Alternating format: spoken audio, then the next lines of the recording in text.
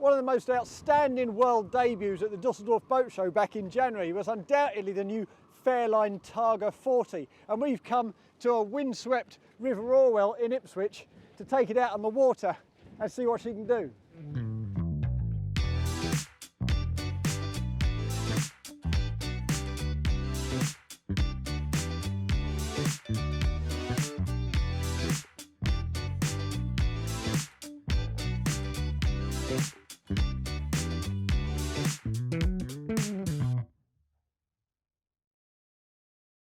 Like various other areas on this new Fairline Targa 40, the helm position feels like the helm station of a larger boat in many ways. We've got a huge one-piece screen there for excellent visibility. We've got this massive overhead sunroof. We've got this neat little fold-down step. If I pop that down into position, you can see that enables me to stand right up, get my head right out and really see the bow of the boat. So that is very handy indeed. We've also got these slide-in side windows are manually adjusted, which I favour, to be honest, because there's less cost, less complication, less to go wrong, very simple to operate. There is a little bit of restricted visibility here because of this big fiberglass moulding above us, but to be honest, because you helm from the centre of the boat, that's not such a problem. More a problem for the co-pilot who has to squeeze past you on his way out. But really it's very well appointed. Steering wheel's rather lovely, that's adjustable, so you can obviously helm in comfort when you're standing up and when you're sitting down. And the seats are both adjustable too, fore and aft, though they do butt up against that wet bar behind us. I'll just move us out into slightly deeper water as I'm talking about this helm. And we've got a couple of 12-inch plotters here, but as you can see, it's an enormous panel. There's loads of space for you to fit larger should you want them. We've got additional switch gear down here, your bow thruster on the port side there, a little MFD remote down here next to your throttles, and there's your joystick. There's the engine display, and under this little panel here, this is quite cool, we've got your auto anchor switches, we've got a demister, we've got your fire system, we've got a little slot for your Garmin nav charts. It's all going on down there, and this is quite cool too. If I make sure we're in neutral, I should be able to just pick this entire thing up. Now look at that, how's that for access to the wiring on the back of your dash equipment, all labelled, all properly routed. That's fantastic. When on so many boats, you tend to have to access that stuff by means of a kind of hatch, which is often tucked away in a wet room or shower compartment, which is quite peculiar. This is a really good system, I like that very much. Anyway, what we want to do while we're here, of course, is have a drive. So before it gets too wet, I shall do exactly that right now. Now in this test boat we've got the maximum engine option, that's a pair of D6 380s operating through stern drives. And there was talk of 440s, but realistically, for all the extra cost and complication that involves, they're only going to get you another couple of knots. So it's really not, in my opinion, worth it. The 380s do a very fine job, get you up to around 34 knots, as we'll find out in a moment. But this boat is really not about outright pace, it's about the enjoyment of the handling, because it's quite an agile little plaything, this. Now as we're moving through the rev range here, you can find that with relatively light steering and a planing boat which is relatively short and relatively tubby, relatively fat, well, you can wander up the channel a little bit. It's not quite as secure as some competitors might be, but get her up to speed and she starts to show her true colours. Now it's worth, when you're getting up onto the plane, because there's significant bow lift, just dipping those legs in and also dropping a couple of the tabs, just around about 20%, and then she flattens off an absolute treat. Now we're doing about 30 knots here, and you'll see that if I swing around to starboard, the heel is absolutely prodigious. Look at that. That's loads of fun. And we've executed that turn at about 25 knots. And of course, because we've got so much heel, when you've got that sunroof closed, it's difficult to see, particularly when you turn into port. So it makes loads of sense, if the weather allows, to have this sunroof wide open. And it really is huge, gives you tremendous visibility, so there's no difficulty with that at all. And as you can see, the standing position with that sunroof open is really very comfortable. But you do have to be quite active on the tabs when you've got a windy day like today. We've got 15 or 16 knot winds running, and they're gusting to about, I'd say, 25, 30 knots. So it's very significant. But the tabs themselves are pretty easy to operate. Once you've got it set, it behaves itself very nicely indeed. It's not difficult at all. It's actually quite a novice-friendly boat, this. Efficiency looks pretty decent too. But you do have to understand that this is a boat that quite enjoys a bit of pace. So around about 20 knots, we're drinking 5 litres per nautical mile. We've got a 950 litre fuel tank, so 760 usable litres. But if you increase that to 25 knots, well, the fuel flow drops to about 4.5 litres per nautical mile, and it stays like that right through to 30, 31, 32 knots. So you can actually find yourself with a usable range, reserving 20% in the tank, of about 170 nautical miles. The first thing you've got to talk about with this new Fairline Targa 40 is the style of the thing, because it is a seriously beautiful boat. We've got an almost plumb bow. It's all the rage these days. It's quite attractively undercut, looks very purposeful. We've got this lovely backlit Targa 40 logo set into stainless steel just beneath the rubbing strake there. If you look up the top here, you can't quite see it, but there's a kind of LED backlighting. If I hold my hand there, you see it's kind of purpley coloured. Well, that reflects on these parallel spears of fiberglass that frame that sunbed up on the foredeck. So when the conditions dim down, it looks absolutely beautiful. The windows are very sleek. There's a black panel that joins the glazing to make it look like a single one-piece glazed section as you move aft, and it plunges as we do so in tandem with a plunge in the glazing on the superstructure up there. That really looks very cool indeed. It's no wonder it got so much attention in Dusseldorf. It is a supremely stylish looking boat, a really great looking boat, and things get even better when you step on at the aft end. Now conventionally what you'd tend to have would be an aft bench which kind of blocks your access into the cockpit, but here we've got 2 separate units with a central companionway, and these units are particularly clever. Now back here we've got a swim platform that drops down below water level for water sports, and in here, if I can find the button, we have a very neat little tender garage. Let's lift that up right now.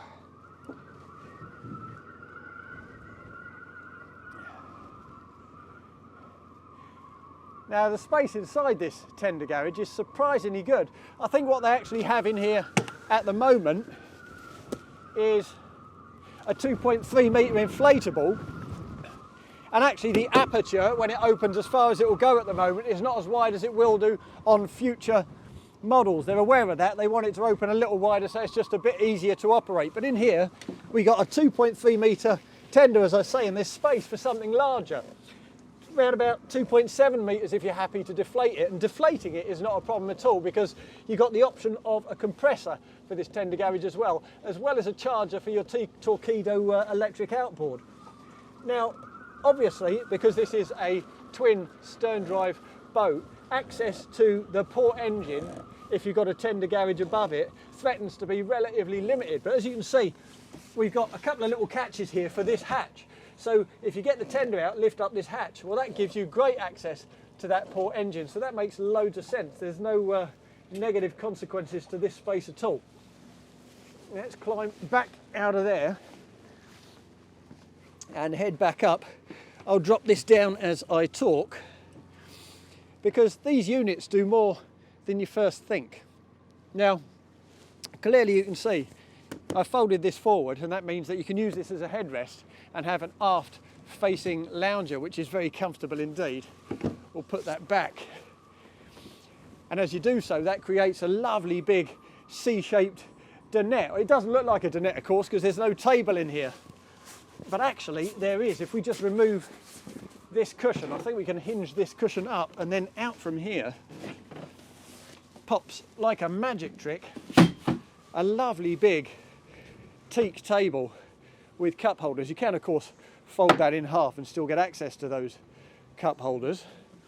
It does mean you can't convert this into an additional occasional double berth, but you don't need to do that because you've got plenty of space down below for that sort of thing, as we'll see later. But that's a really neat trick. So when you pop it away, you've got the entire deck here, the whole cockpit available for parties. Really nice touch. And of course, you can expand that further, if I move over to this side, by means of this. Now you see these on all sorts of boats these days, relatively compact boats too. And this, of course, is a drop-down balcony. What I particularly like here, though, is as you drop that balcony down and expand the deck out to the starboard side, this rail retracts in so it doesn't get in the way of people who are trying to swim, and that happens automatically. And of course, when it's up in the conventional way, we have a little fold-down step that enables you to access those side decks. And we also have these little brackets for the stanchions for that balcony, for the rail when you've got it in the lowered position. Now, as things stand, this is one other thing that Fairline's keen to change. If you stick the stanchions in here, complete with the lines that create the guardrail, where you can't actually quite close this up. But actually behind here, it's relatively hollow, so there's plenty of opportunity to make that a deeper recess, so you can tuck it all away and still close this up flush.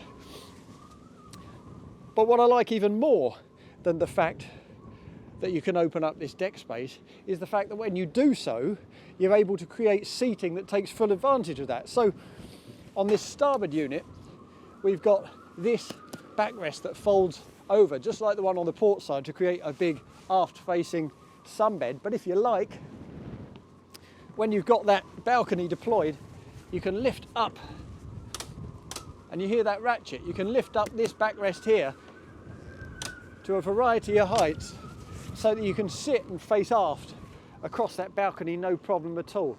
It's a really lovely, thoughtful touch. Particularly thoughtful, in fact, because if you opt for this balcony, this comes as standard. Makes loads of sense. If I just fold down this integrated step and make my way up onto the side deck, what I also like here is the fact that Fairline hasn't been tempted to try to factor in kind of Boat Targa side decks. These are relatively narrow, about 10 inches aft, and they narrow to around about, I'd say, 8 inches as you move forward. And that's necessary if you want to get maximum value from the volume in that cockpit and the volume down below. It's a very sensible compromise. So you use almost the whole 13-foot beam for the stuff that matters instead of the stuff that really doesn't. And to be honest, it's wide enough as it is. Plenty of guardrails on both sides, very secure. The cleats are outboard, as you can see. They're beautiful pieces of stainless steel in their own right, so there are no trip hazards, and it feels very safe and secure as you make your way forward.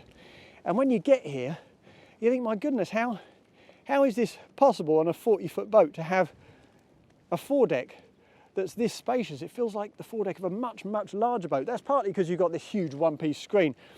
It's also partly because you've got quite a beam forward design here. It carries the beam a long way forward, and it's also, of course, because of those side decks I just talked about. So pretty much the entire beam, if I just jump onto this sunbed, pretty much the entire beam is given over to this sunbed. This is easily big enough for 4, and as the furniture aft, it uses a simple ratchet mechanism that enables you to fix these at whatever height suits you. They're also integrated cup holders, and if we move further forward, I particularly like this. This is the backrest for a little 2-person, perhaps 3-person bench. So you can just, again, set it at a height that's comfortable for you. Stick your feet on the guardrails, enjoy a glass of wine in relative privacy. When you step back into the cockpit, it's clear that the forward section of this part of the boat is also pretty well arranged. But before we get to that, let's have a quick look into the engine bay. Now, of course, you can lift up this entire hatch, including that seating unit for full access, but for quick daily access, there's a little hatch here. As you can see, we've got a couple of fender holders. That's quite neat. It doesn't impede your access at all. There's still a ladder there, still plenty of room to get down into the space. And although it's not a massive space, it's really very well arranged. Here are the twin D6 380s we talked about. 340s are also available if you wish. There's a little bit of checker plate to head aft for extra access to the bits and bobs you need to access on these engines.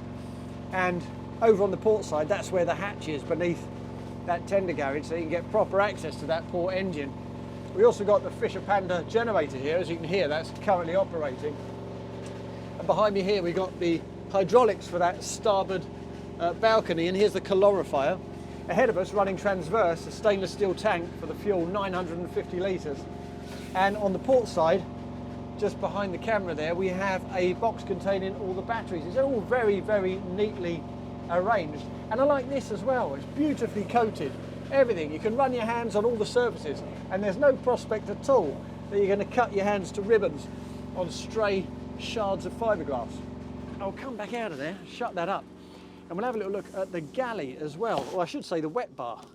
Mistakenly called it a galley, but it is a pretty impressive example of its type. Not a huge footprint, but it works very hard. So we have here a good size of sink, and next to that an electric griddle.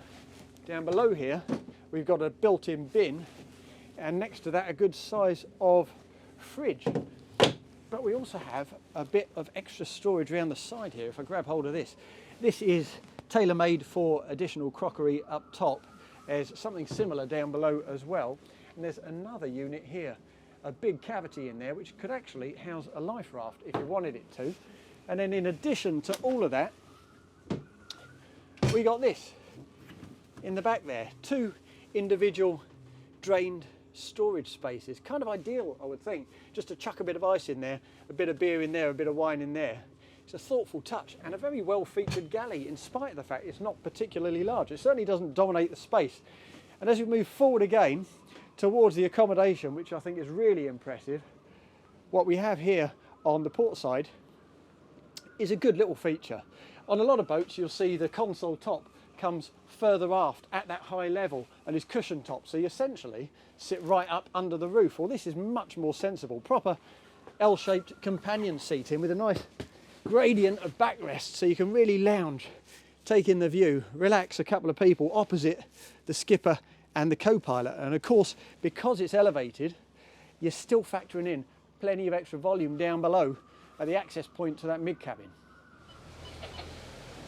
The layout of this lower deck is really quite simple, and there are no options to change that. Now what you get is a lounge here on the starboard side, a nice big galley on the port side, the heads compartment, a single heads compartment forward of that, the owner's cabin in the V of the bow, and further aft a little mid cabin with a pair of beds running transverse beneath the deck.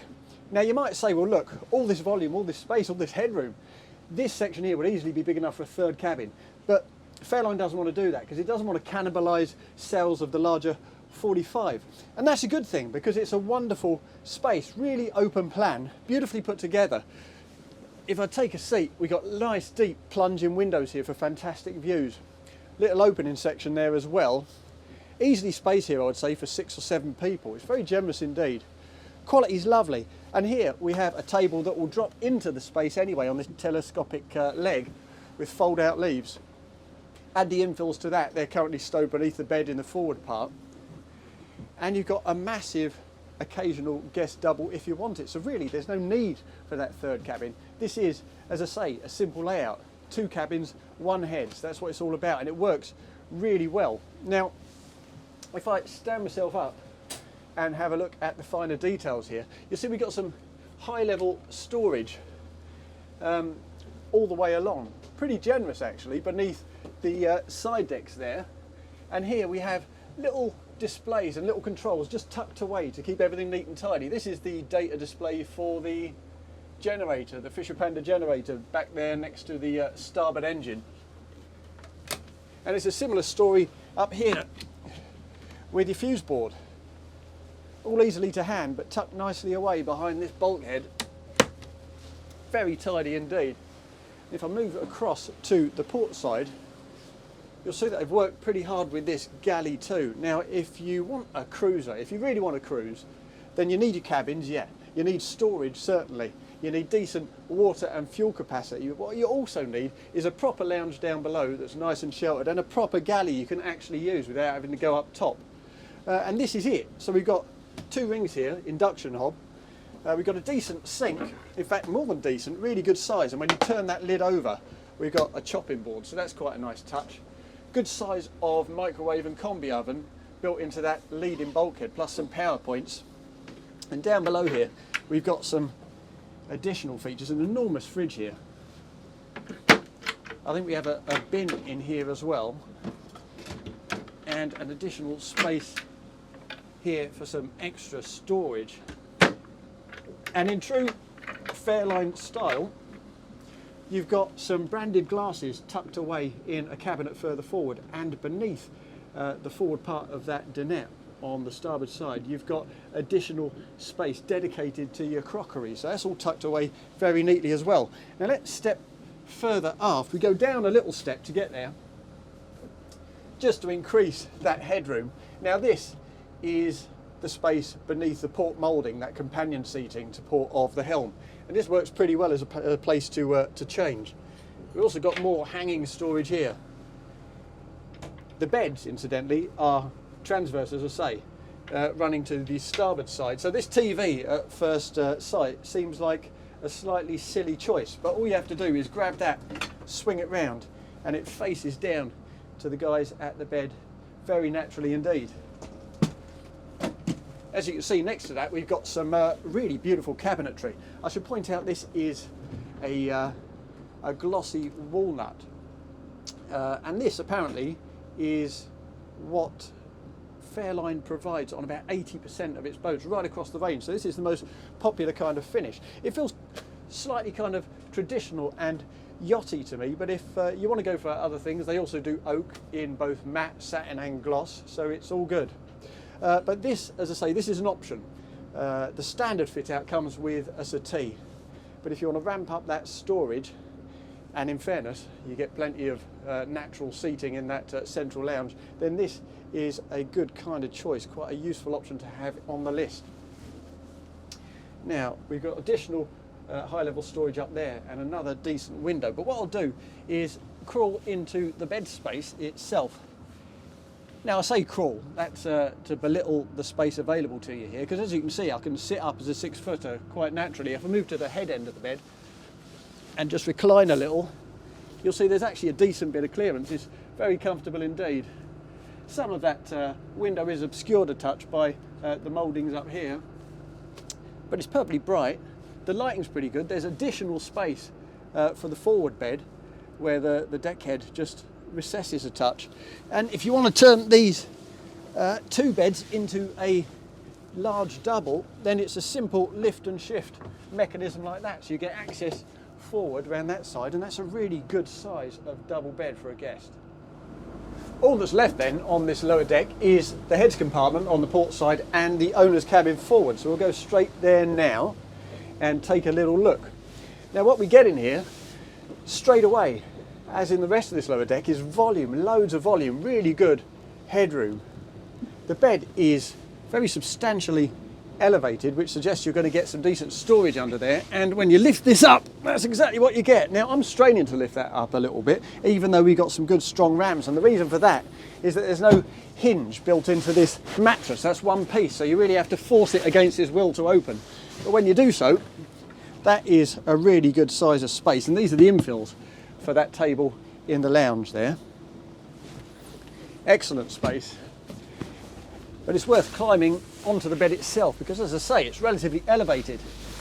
So when I jump on and nestle into the head end, well, it's ample illustration of the amount of headroom and the amount of volume you've got in here, that I've still got height above me in the reading position.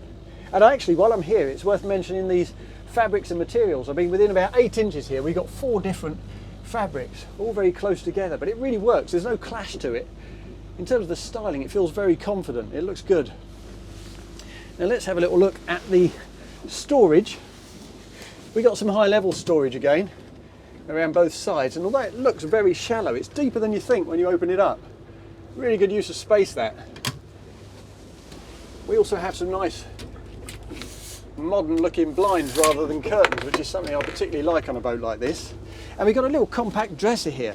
Now you look at this and you think, is it really worth using it given how compact the proportions of this space are? There's no room for a chair, for instance, but when you lift this little lid up, well, it's properly angled, so you can actually use the corner of the bed and your face is directly in that mirror. So that's really thoughtful touch from Fairline. Also got some power points underneath, as you would want, plus an additional TV there. This one is fixed to the bulkhead. It doesn't swing, but it doesn't need to, because you'll be viewing from the head end of the bed anyway. And if I move across to the starboard side, well, again, more high level storage, another blind. Good panoramic windows, and that's useful because they're relatively shallow, but from bed level, great views. Another opening porthole, and just behind the door here, we'd have to close the door open to get full access. We've got more hanging storage with automatic lights, which is a very useful touch indeed. And access to the heads compartment is back over on the port side. Now, as I say, there's only one layout in this boat, 2 cabins, 1 heads compartment. And the heads compartment isn't huge, but it's certainly big enough. If we go in there now, you'll see that it's got decent headroom again. A really useful size of window there. High level cabinets, just like on the galley. It's very comfortable indeed, and generates extra volume for storage down below. And a separate shower. Now, as I say, just 1 heads compartment with access through to that central lounge, so it can be used as a day head. Some may see that as a compromise, but given what you get elsewhere on this lower deck, I'd say that's definitely a compromise worth making. As you've probably already gathered, I'm a seriously big fan of this new Fairline Targa 40. For a start, there's masses of deck space, good recreational versatility up top. Down below, really big, user-friendly, voluminous cruising spaces. It's brilliant to look at, and actually it's really enjoyable to drive too. Now the price, well, that comes in at a premium. The base price starts from 566 grand plus VAT. You can easily add 50% to that by speccing it up for your lifestyle. In fact, this test boat, which is really high spec, that comes in at 834 grand plus VAT. So it's certainly quite expensive, but let me tell you, this is a magnificent boat.